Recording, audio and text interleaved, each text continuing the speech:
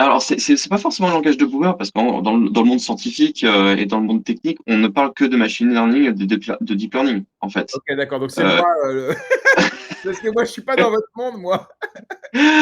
et ça, en fait, l'IA dont on parle aussi, c'est parce qu'on fait souvent référence aujourd'hui à l'IA générative et plus précisément, je parlerai de ces fameux LLM euh, qui sont, voilà, on va prendre de manière très simple le chat GPT. On dit voilà, c'est ça l'IA. Or, en fait, l'IA, c'est pas que ça. L'IA, en fait, c'est un domaine qui couvre différentes disciplines, qui remonte donc depuis les années 30, voire les années 50. Avec les années 50, c'est là où on a réalisé les premiers neurones logiques.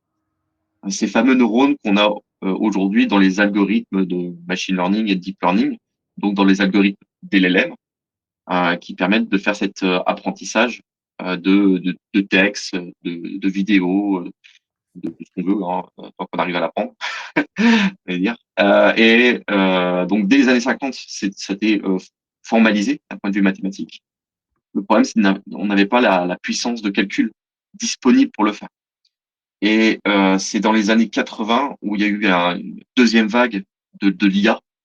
On voit tous les films Terminator et tout ça. Ces films des années 80 n'émergent pas de rien.